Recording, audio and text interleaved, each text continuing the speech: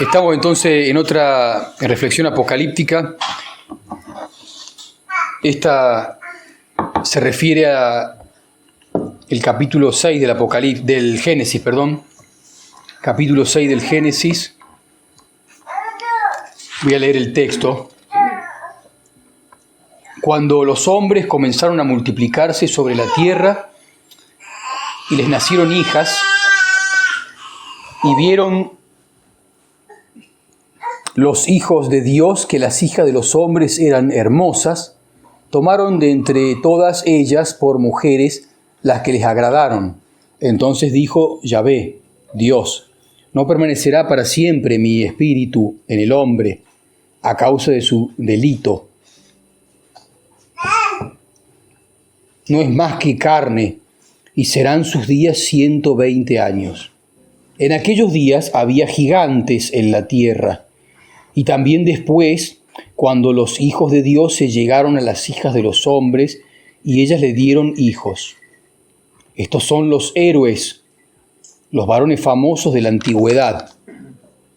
Viendo pues Yahvé Dios, que era grande la maldad del hombre sobre la tierra, y que todos los pensamientos de su corazón se dirigían únicamente al mal, todos los días, arrepintióse Yahvé de haber hecho al hombre en la tierra, y se dolió en su corazón, y dijo Yahvé Dios, exterminaré sobre la faz de la tierra al hombre que he creado, desde el hombre hasta las bestias, hasta los reptiles y hasta las aves del cielo, porque me arrepiento de haberlo hecho, mas no he hallado gracia a los ojos de Yahvé. Ese es el texto que vamos a comentar.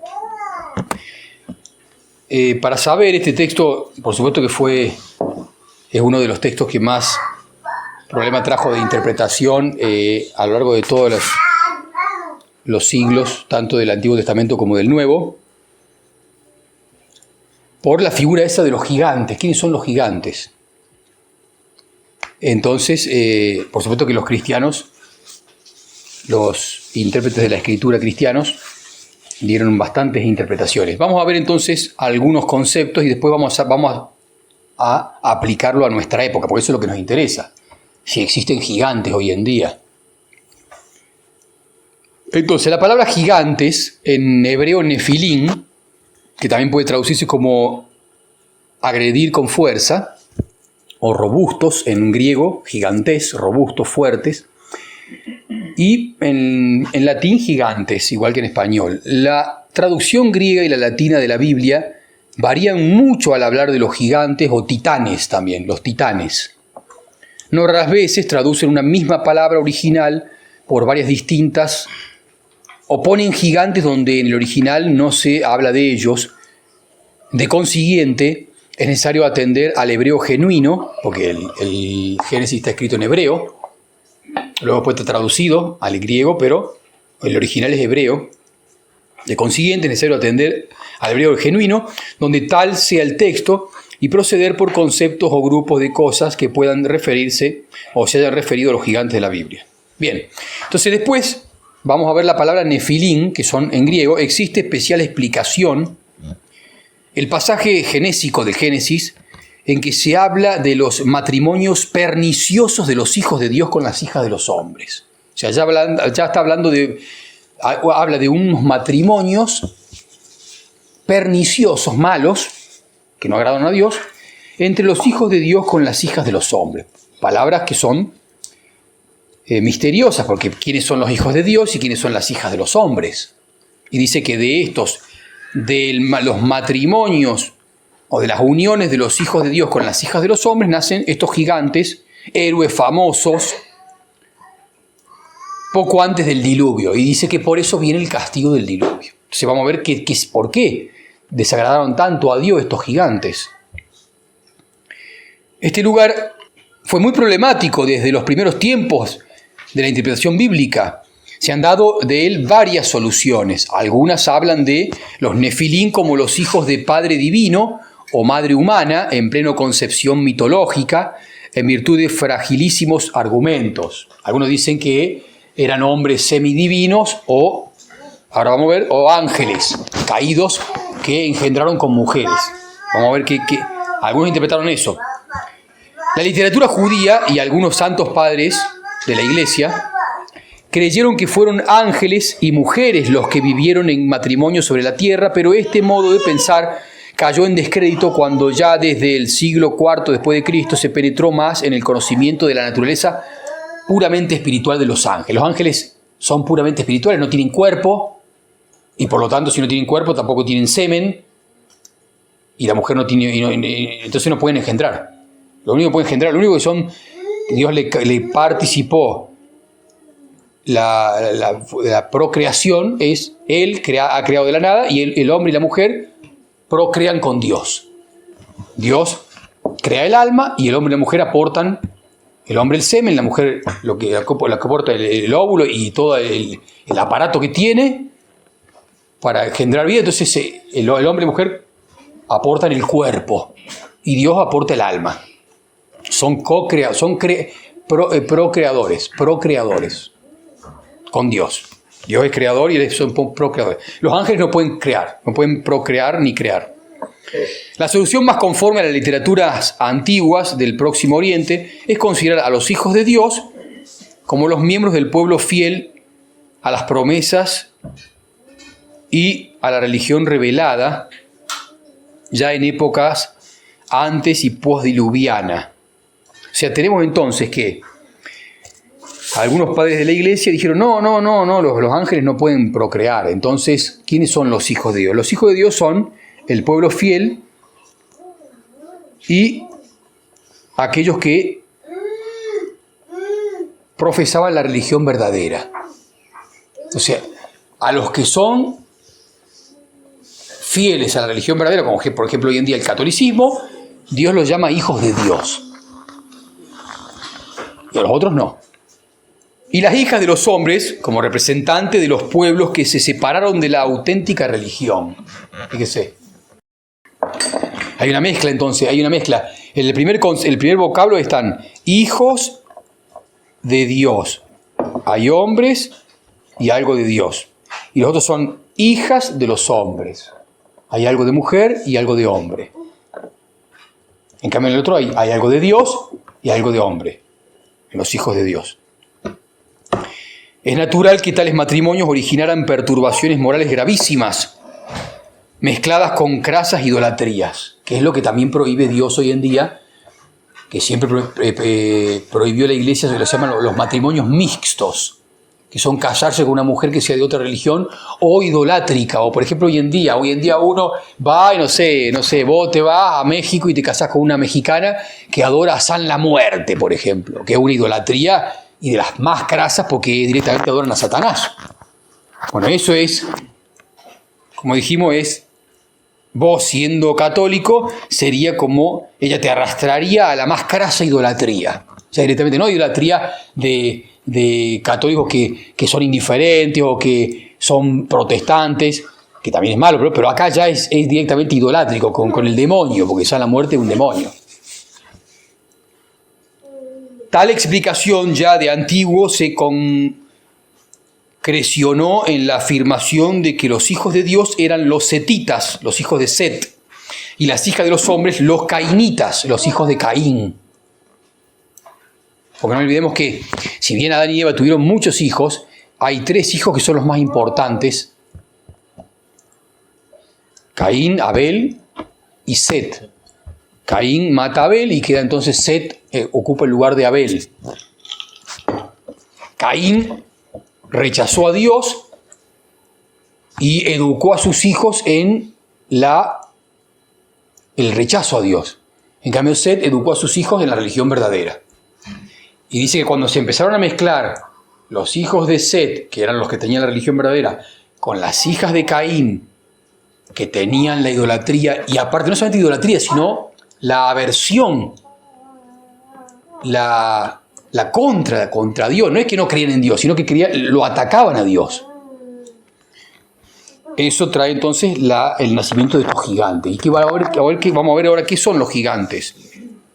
Estando pues en el marco limpiamente histórico, los Nefilim no son más que, escuchen, héroes famosos descritos con rasgos hiperbólicos pero siempre dentro de la categoría humana de los pueblos antiguos, lo cual aumenta en probabilidad si se tiene en cuenta otros textos que ya vamos a ver. Ahora, ¿qué cualidades tenían estos gigantes? Escuchen. A veces se habla de la índole o de las características morales de los gigantes, sobre todo morales. ¿Qué tal eran? Cuando se comentan o meditan datos de libros precedentes, sea por dimanar de su cultura, sea por resultar de su estatura, se condena su violenta soberbia, y sobre todo la seguridad que ponen en sus propias fuerzas, oponiéndose con ellos a Dios. ¿Veo? Oponiéndose a Dios. Así como Caín, cuando Dios le da la oportunidad de arrepentirse de haber matado a su hermano, él no le dio la espalda a Dios y arrastró su pecado hasta la muerte y se condenó. A sus hijos también los educó en contra de Dios. Entonces esos cuando los de la religión verdadera de Set abandonan la religión casándose con las mujeres de Caín porque eran bellas, ellas lo hacen abandonar su religión verdadera y se entregan a la más, no solamente se entregan a la idolatría, sino que aparte oponiéndose con ello a Dios. Pasaron a ser apóstatas y oponiéndose a Dios. Entonces, las características de los gigantes eran esas, características morales sobre todo, eran hombres con violenta soberbia, seguridad que ponen en sus propias fuerzas y oponiéndose con ello a Dios. Acá ya vamos viendo cuáles son los hombres hoy en día que se les puede dar el apelativo de gigantes. Por ejemplo, yo anotaba acá un famoso, que nosotros lo conocemos porque acá en Argentina se conoce, porque ya es público, un hombre, o sea, un judío llamado Eduardo Elstein, que se lo llama el dueño de la tierra, porque ya casi se apoderó de toda la tierra argentina, que es el que financia a Milei, y él es un gigante porque violenta soberbia, o se opone a Dios, sobre todo al Dios cristiano. Él se opone a Jesucristo y a su iglesia, ciertamente, porque él eso lo ha recibido por herencia de sus padres, y una gran seguridad en sus propias fuerzas, ya que como es un hombre que no es intocable por los bienes que tiene, es como hace poco han denunciado un político también en Argentina, que es uno de los que, son dos, pero es uno y el principal que maneja el narcotráfico en la Argentina. Aparte de ser el dueño de las vacas de Argentina, de los campos de Argentina, porque es el dueño del Banco Hipotecario Nacional, que se apoderó de todos los bancos, de todos los campos argentinos, prestando dinero a los estancieros. Los estancieros después no pudieron, por los políticos que pagan ellos, hicieron las devaluaciones, no pudieron pagar las deudas que ellos contrajeron, entonces se quedó con las estancias de todos. Por eso es el dueño de Argentina. Ese es un gigante. Después cada uno sabrá en su país y también puede conocerlo quiénes son los gigantes de cada país. Ahora, ya que el texto habla de los hijos de Dios, que de los hijos de Dios y de las hijas de los hombres nacen los gigantes, vamos a ver entonces qué son los hijos de Dios. Bene Elohim. ¿Te acuerdas, Martín? Hijos de Dios. En hebreo, Bene Elohim, hijos del Señor. Significa Bene Elohim, hijo de Dios, y es un apelativo dado en la Escritura tanto a los ángeles como a los hombres. Acá ya viene, por eso viene la dificultad. Por eso, cuando algunos dijeron que era entonces, si Dios a los ángeles también los llama hijos de Dios, dijeron entonces, de alguna manera los ángeles se unieron a las mujeres y tuvieron estos gigantes. Entonces algunos que decían, bueno, sí, es una deformación de la raza humana, porque los hombres normales son como nosotros. Pero nosotros vemos, por ejemplo, que hay deformación en la raza humana. Por ejemplo, existen los enanos, que es una deformación de la raza humana. También entonces dice, existían los gigantes, o sea, existían algunos hombres que eran con una excesiva estatura. Pero a esos dice que se los combatió. Porque en el Antiguo Testamento, por ejemplo, Josué y también los hijos de Lot, Amón, uno de los hijos de Lot, exterminó a una tribu que era de gigantes. Gigantes como Goliat, que tenían casi 3 metros.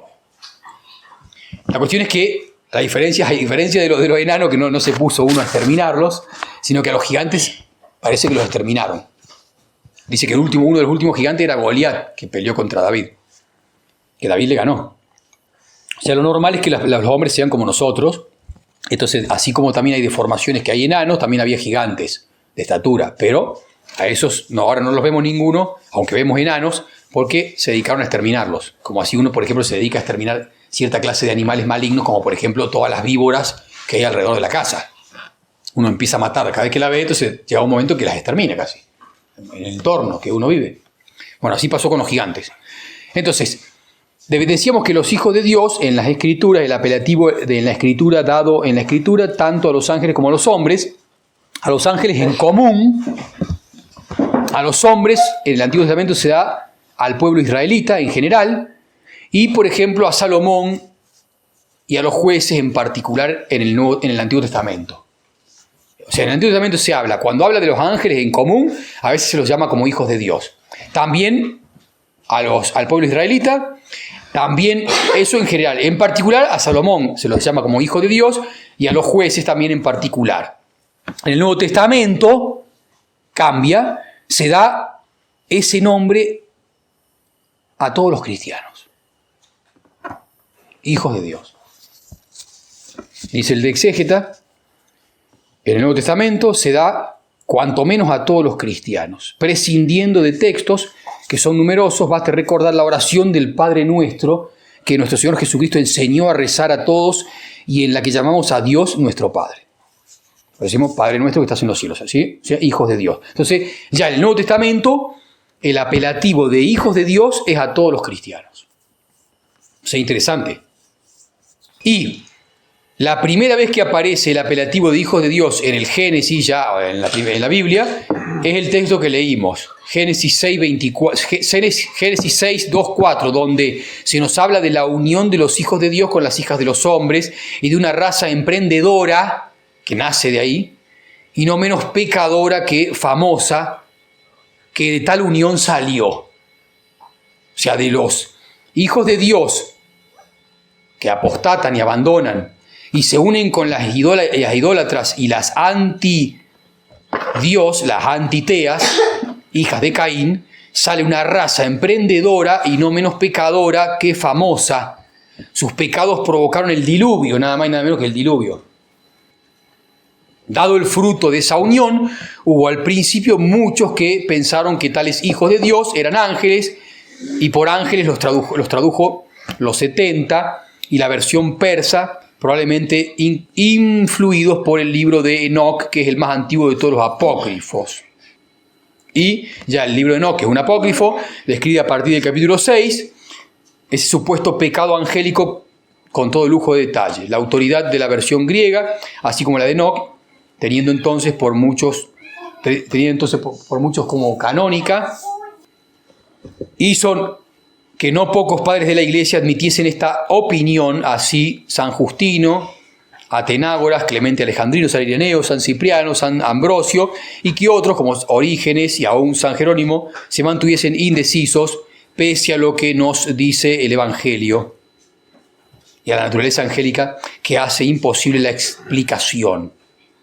Por eso la rechazaron terminantemente San Juan Crisóstomo, San Cirilo de Alejandría, San Agustín, que los identificaron con los hijos de Set, a los hijos de Dios, opinión que siguieron luego todos los padres latinos, atribuyendo los progresos de esos hombres famosos a la contribución cainita, cuya rama se distinguió siempre, no solo por ser impía, o sea, los cainitas eran impíos y antidios, sino por lo emprendedora en este mundo.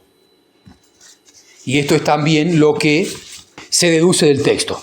El nombre se aplica a los también hombres en algún modo favorecidos por Dios, hombres favorecidos por Dios, o que Dios consideraba suyos, de la religión verdadera, según hemos visto, y tales eran los setitas, y no hay pues necesidad de entenderlo de los ángeles, ni de recurrir a corrupción de texto, etcétera, etcétera. Los ángeles entonces se excluyen positivamente, no solo por su naturaleza puramente espiritual, sino porque su pecado no se describe, se nos describe en otros lugares como de soberbia y nunca de pasión carnal. Y porque en el mismo texto discutido solo se habla de castigo de los hombres, el diluvio fue un castigo para los hombres, no para los ángeles. Y para nada de los ángeles. Cuando en cambio en Génesis 3, 14, cuando Dios castiga a la serpiente, al diablo, al jefe de los diablos, a Satanás, lo castiga.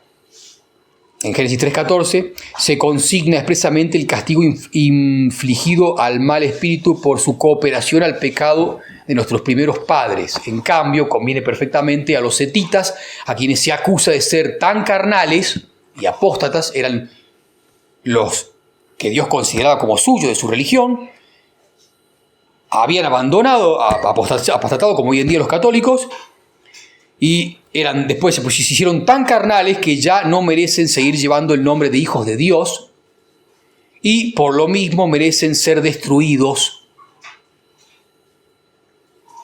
con el castigo del diluvio, que es lo que también está pasando hoy en día, y ahí vamos, hacia eso vamos, a la destrucción de Occidente, que otrora fue católico.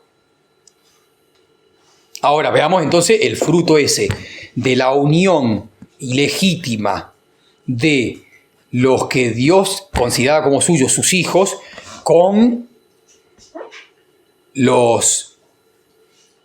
unión de las hijas de los que eran anti-Dios y impíos, que nacen entonces los gigantes, o sea, hombres robustos, que dejaron fama imperecedera. Y no es menester entenderlo en sentido estricto, es decir, como gigantes en estatura, aunque algunos autores y comentaristas lo hayan pretendido, atribuyéndolo a efecto natural de mezcla de razas, sino que basta entenderlo como individuos sobresalientes por sus obras mundanas. Hombres sobresalientes por sus obras mundanas, como es, por ejemplo, Eduardo Einstein, que a nivel económico es un sobresaliente porque se apoderó. Tiene más de 2 millones de hectáreas en Argentina, en Brasil y en Uruguay. Imagínense lo que es. Uno acá no puede comprarse un pedazo de terreno y este se apoderó de 2 millones de hectáreas furtivamente, robando, engañando, y no solamente no lo metieron preso, sino que es considerado como un hombre, como un justo entre las naciones. Va por cualquier lado y nadie le dice nada. Es intocable a nivel jurídico. No lo puede tocar nadie. Entonces, el hecho de ser gigante se refiere más, entonces, a sobresaliente por sus obras mundanas, al corromperse en sentido religioso y dedicar a aquellos hombres toda su actividad al progreso en el sentido mundano, logrando imprimir un avance material a la humanidad, antes desconocido en aquel momento, aunque ya iniciado por los cainitas. Eso se transmiten los cainitas. Y con ello se fomentó el orgullo que tienen y la ansia de dominio. Imagínense si tiene ansia de dominio este hombre, y hay como él un montón en cada nación, de las cuales todas las naciones son deudoras de ellos, de sus bancos, y ellos a su vez están dirigidos por la sinagoga, porque tienen un cuerpo más alto, porque él va a la sinagoga y la sinagoga le impone las leyes a él. Él será presidente, pero la sinagoga es más que él. Por eso, en el Apocalipsis, la bestia de 7 cabezas y 10 cuernos, que son estos gigantes, a su vez está montada por una gran ramera, que es la sinagoga, que es la parte religiosa que los domina a ellos. ¿Se entiende, señora? Bien. Entonces, se fomentó con ello el orgullo y el ansia de dominio, que debió dejar lugar a estos dominadores, que dejaron recuerdo perenne y legendario en la Escritura, como no pocos habían de hacerlo después. El orgullo así engendrado multiplicó la corrupción y entre ambas cosas provocaron el tremendo castigo del diluvio. Así que imagínense si hoy en día hay un montón de gigantes, que no son muchos, pero todos tienen un común denominador, todos pertenecen a la bestia de 7 cabezas y 10 cuernos, y los más poderosos son los cuernos, son 10, van a ser 10 cuernos, hasta que después surja el anticristo, que es el 11º, y a su vez hay 7 cabezas en el mundo, como si fuese 7 capitales en el mundo, donde de esas capitales hay algunas cabezas que tienen, porque si hay 7 cabezas, hay 10 cuernos, hay algunas cabezas que tienen 2 cuernos. 2, 4, 6, 8, y una cabeza tendrá 1. O, como dicen algunos tendrá 5 cuernos y uno tendrá 1 cada uno. Veremos, no sé cómo será. La cuestión, o dos, o como una dos.